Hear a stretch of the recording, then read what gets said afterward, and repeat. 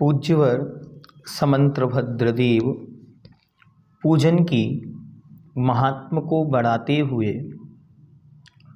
पूजने वाले कौन हैं, पूजा किसकी हो आदि की महत्वपूर्ण चर्चा आदरणीय पंडित जी साहब करते हैं। आइए देखते हैं। यह कोई प्रश्न करता है, अरिहंत भगवान तो आयु पूर्ण करके लोक के अग्रभाग में मोक्ष स्थान में हैं, धातु पाषाण की स्थापना रूप प्रतिबिंबों में तो आते नहीं, अपनी पूजन स्तवन भी चाहते नहीं तथा अपने अनंत ज्ञान अनंत सुख में लीन बैठे हैं। अपनी पूजन स्तवन तो जो अभिमान कषाय से दुखी, अपनी बड़ाई का इच्छुक, संसारी राग द्वेष सहित हो वह चाहता है।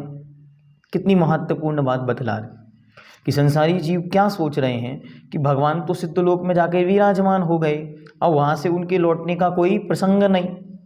अभिमान बड़ाई की किसी को बात हो तो वो उपदेश अभिमान के शब्द या स्तुतियाँ आदि सुने।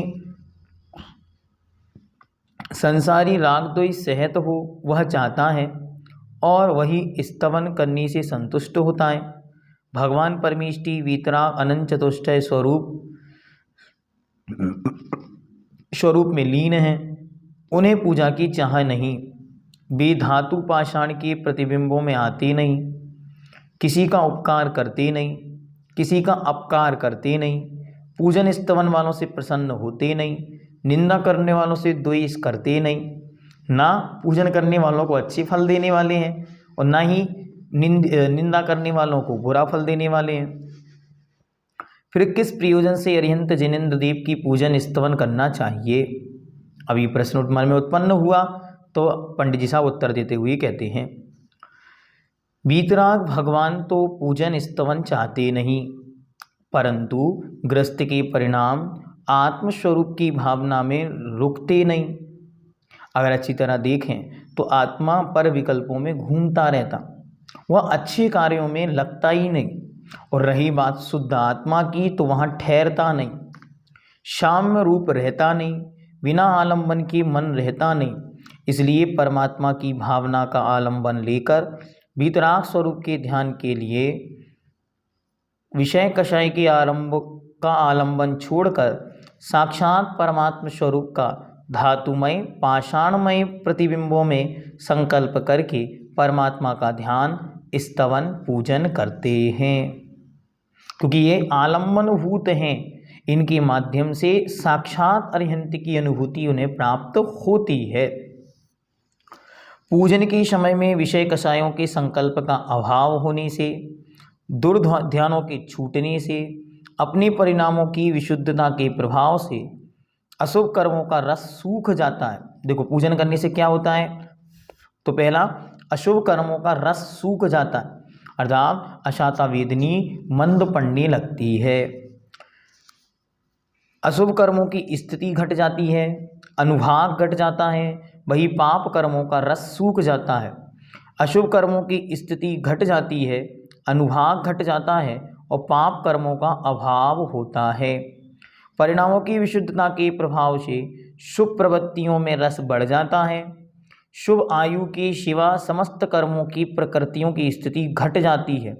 इसी कारण से वीतराग के स्तवन पूजन ध्यान करने के प्रभाव से पाप कर्मों का नाश होता है और सातिशय पुण्य का उपार्जन होता है। क्यों पूजा करनी, तो अच्छी तरह अपनी कॉपी में जीवन भर के लिए नोट कर लें। जिनेंद्र भगवान के दर्शन से होता क्या, लिखें। पहला काम, जिनेंद्र भगवान की पूजन करने से पाप कर्म का संवर होता है। जितनी देर आप मंदिर में रहेंगे उतनी देर बाहर की घर गृहस्थी दुकान मकान विचारों दुर्ध्यानों से बच गए, पाप रुक गया, तो पाप कर्म का संवर होता है। दूसरे नंबर पर पाप कर्म का संक्रमण या अशाता वेदनी का संक्रमण शाता रूप होता है, अशांता वेदिनी दुख, सात अर्थात सुख रूप कन्वर्ट होकर, चेंज होकर, परिवर्तित होकर उदय में आने लगता है। तीसरा, पाप कर्म की निर्जरा होती है। जैसे जैसे धर्म ध्यान बढ़ता है वैसे वैसे पाप कर्म की निर्जरा बढ़ती चली जाती।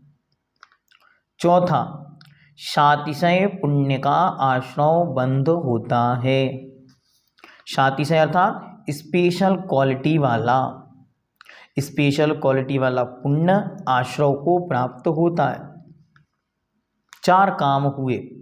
पहला, पाप कर्म का संवर। दूसरा, अशांता वेदिनी साता में संक्रमित।